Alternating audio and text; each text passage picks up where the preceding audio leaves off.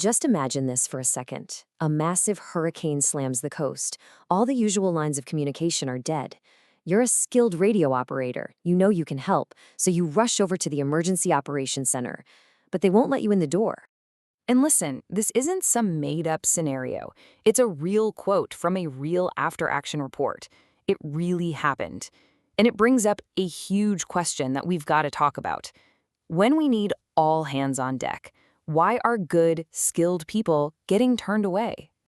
So, that's what we're diving into. We're going to look at what the official reports say about this new reality for volunteers. We'll figure out why getting access has gotten so much harder and, more importantly, what you need to do to become a trusted part of the team. Okay, let's start with that quote.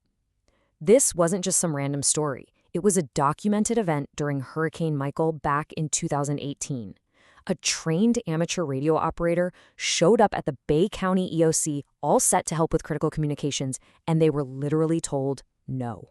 But here's the thing. This wasn't just a one-time mistake or a fluke. It's actually the result of a major shift in how disaster response works, a shift that's been building for the last 20 years. The old days of just showing up with your skills are, well, pretty much over. And you can actually see this playing out across major disasters. Look at Hurricane Sandy in 2012. You had organized ARES teams getting tasked for specific jobs. Fast forward to the huge hurricane season of 2017, and it was almost all organized deployments. If you just showed up, you got redirected. Then, boom, the Hurricane Michael incident. And it's the same story for wildfires and storms. The message is crystal clear. If you don't have a prior affiliation, you're not getting. So, what does it actually mean to be credentialed? It's not just about being good at what you do. The official definition is that you are formally part of a recognized group, you're authorized by an agency, you've got the ID and the training paperwork to prove it. In other words, they know who you are before the disaster hits. Now, put yourself in the shoes of an emergency manager. For them, this is night and day. On one hand, you've got a credentialed volunteer. They're part of the team, they've been vetted, and they can be given a specific job. They're an asset. But the spontaneous volunteer? They're an unknown. And in the middle of a crisis, an unknown isn't just a question mark, it's a potential liability.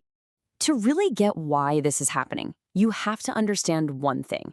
When you, the volunteer, get turned away, it feels personal. It feels like they're rejecting your skills. But for the person running the show, it's not about that at all. For them, it's about governance, not gear. That emergency manager is responsible, legally and ethically responsible for every single person in that operation. They have to protect kids and families in shelters. They have to keep the command post secure. They have to reduce risk and liability. And letting unknown, unvetted people into that secure environment puts every single one of those duties in jeopardy. Okay, so we've laid out the problem, and it's a big one. But let's pivot and talk about the solution, because there is a clear pathway for you to become that trusted, go-to person they can count on when things go bad. It all starts with formal screening, and it's not a one-size-fits-all thing. Smart systems, like this model from Tennessee, use a tiered approach based on risk. If you're just doing basic support, a simple state check might be fine. But if you need access to secure areas or you're going to be around vulnerable people in a shelter, you bet they're going to require a full fingerprint-based FBI check. The level of trust has to match the level of verification. It just makes sense. So what's the game plan for you? It really boils down to 3 simple steps. First, affiliate. Join a recognized group like ARES or AuxComm. Second, get the training they require. And third, go through their screening process to get your official credentials. That's it. Affiliate, train, and screen. And all of this, everything we've talked about, it really comes down to one single, incredibly important idea. It's the philosophy behind all modern emergency management. This is it. This is the whole ballgame. Building relationships, getting credentials, doing the background checks, none of that can happen in the middle of a hurricane. It's too late. The time to do all this work is right now, on a calm, quiet, blue sky day, because trust is built with preparation, not out of desperation. So the real question isn't whether your skills are needed. They absolutely are. The question is, have you done the work ahead of time to make sure you'll be let in the door when it counts the most?